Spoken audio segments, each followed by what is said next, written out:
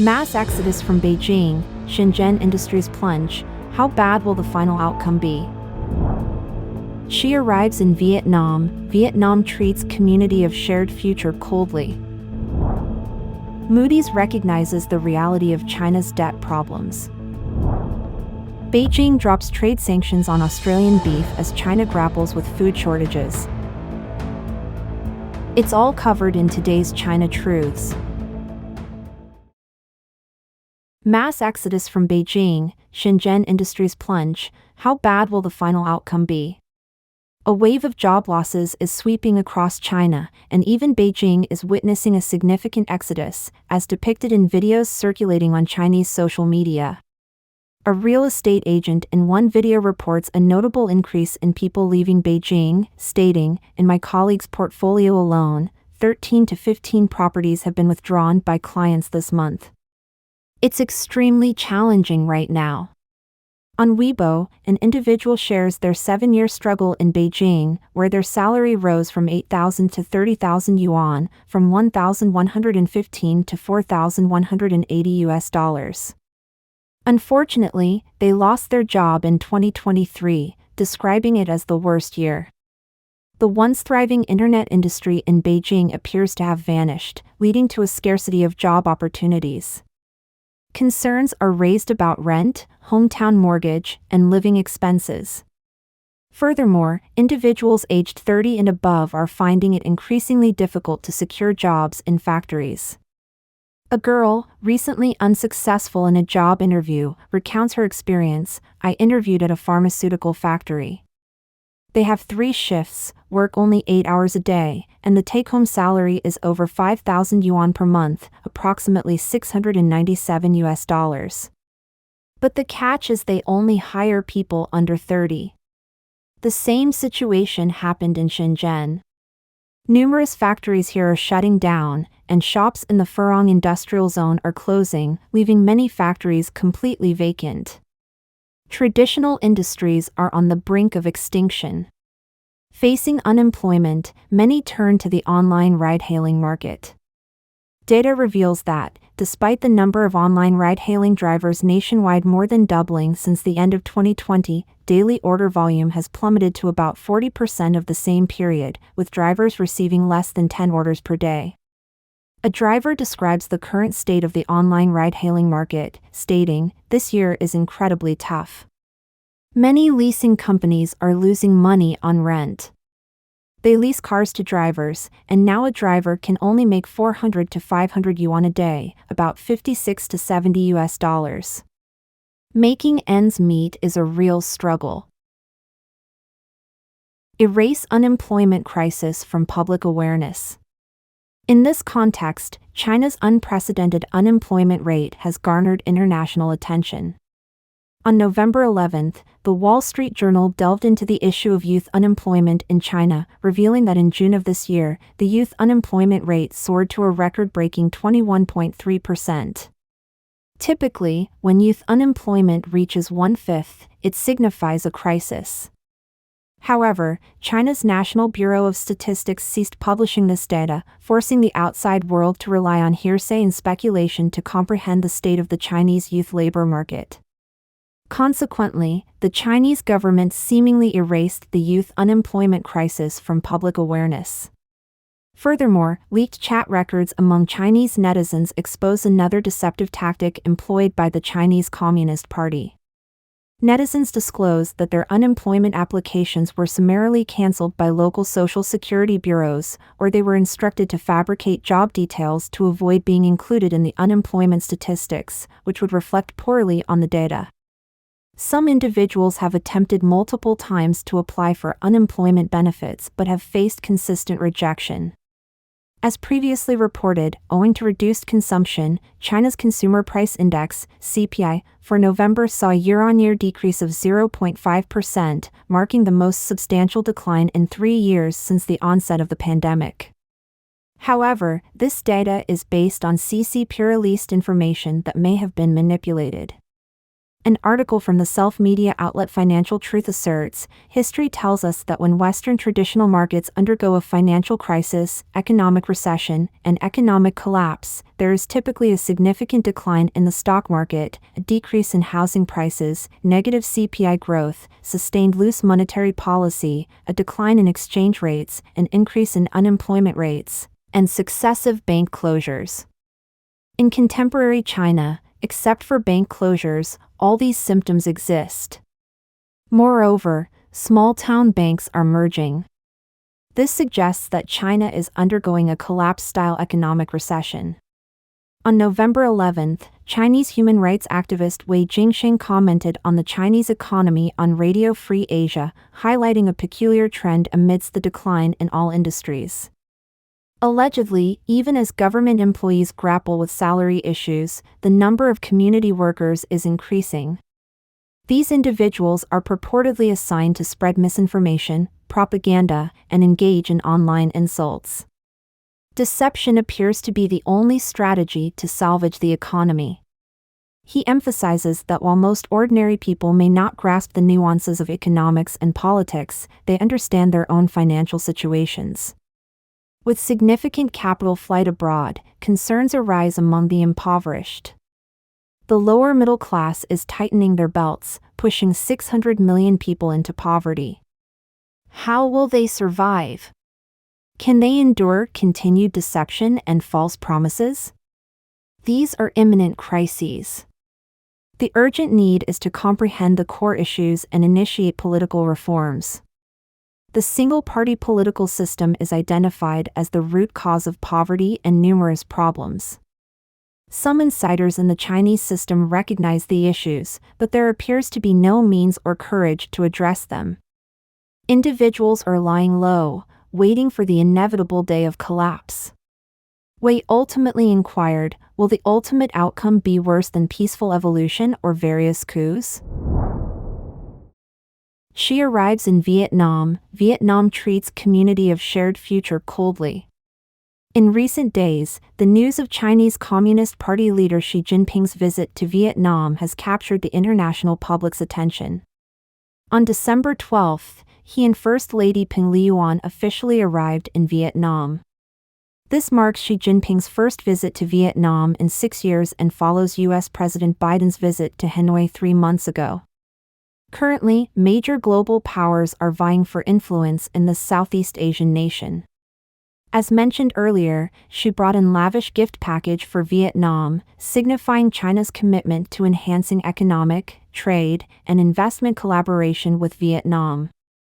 This entails expanding cooperation in industrial and production capacity, along with fostering practical partnerships in domains like the digital economy, new energy, and infrastructure.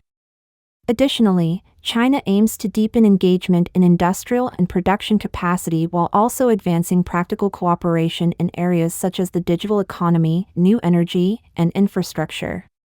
Furthermore, Xi Jinping proclaimed that the two countries would construct a so-called community with a shared future. However, as reported by Reuters, Vietnamese officials and diplomats have expressed initial reluctance to embrace this term, leading to months-long debates among diplomats from both nations. While the literal meaning of the phrase in Chinese is shared destiny, its translation into English and Vietnamese is shared future. Vietnamese officials find this wording less provocative, and it is anticipated to feature in the joint statement during Xi Jinping's ongoing visit. The CCP official media has heavily promoted the community with a shared future during Xi's visit. However, Vietnamese official media either omitted it or briefly touched upon it, indicating a tepid attitude. Lu Hongheep, an expert on Vietnam's strategic and political issues at the Yusof Ishak Institute in Singapore, asserted that the upgraded relationship between the two countries is largely symbolic. He said, the deep-rooted mistrust of Vietnam towards China means, from the perspective of the Vietnamese people, there is almost no community with a shared future between the two countries as long as China continues to claim sovereignty over much of the South China Sea region. Xi Jinping's visit sparks negative response from Vietnamese population. Although Vietnam is a socialist country, it doesn't enforce internet censorship. Some Vietnamese citizens expressed their views on Facebook, stating, "We just want peace, so Chairman Xi, please don't come," and if Xi Jinping cancels the 9-line, the two countries can immediately become brothers. In August of this year, the CCP, through its updated map, asserted claims over certain disputed areas, causing dissatisfaction among neighboring countries. Vietnam and the CCP have struggled for an extended period to resolve tensions related to disputed territories in the South China Sea. Both nations assert sovereignty over the Spratly Islands, referred to as the Nan Sha Islands by China and the Truong Sa Islands by Vietnam, and the Paracel Islands, Shi Sha Islands by China and Hong Sa Islands by Vietnam. Previously, former Vietnam President Nguyen Xuan Phuc remarked, "The South China Sea issue is a challenging problem for the Hanoi leadership, placing them in a very awkward position." Moody's recognizes the reality of China's debt problems. Moody's recently underscored China's increasingly severe credit problems, announcing that it will change the outlook on the country's debt from stable to negative. Mr. Milton Ezrati is a chief economist for Vested, a New York-based communications firm. In the article Moody's recognizes the reality of China's debt problems, published December 12, Mr. Ezrati presented an analysis about Moody's downgrading of China's debt outlook. Over the past few months, our channel has itemized and analyzed the great burdens facing Chinese finance and economics. Top of the list is the near collapse of Chinese property development and the legacy of questionable debt that it has left on the books of Chinese banks and other financial institutions. Local governments have also made clear the severe debt overhang left to them by their efforts to finance Beijing's infrastructure projects, many of which have failed to pay an adequate return. Foreign borrowers under China's Belt and Road Initiative, BRI, have left China's state-owned banks with still more questionable debt on their books. At the same time, declines in China's exports and a general economic slowdown have made it hard to cover for the losses. Along with the turn in the overall China debt outlook, Moody's also downgraded the outlook for 8 state-owned Chinese banks as well as 22 local governments. Downgrades were also issued for Hong Kong and Macau.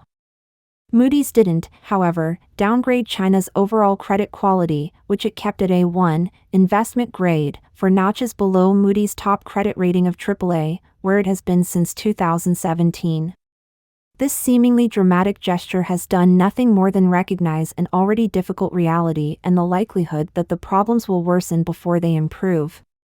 Predictably, Beijing has criticized the agency's move, though in atypically muted language. The Ministry of Finance expressed disappointment, describing China's economy as resilient.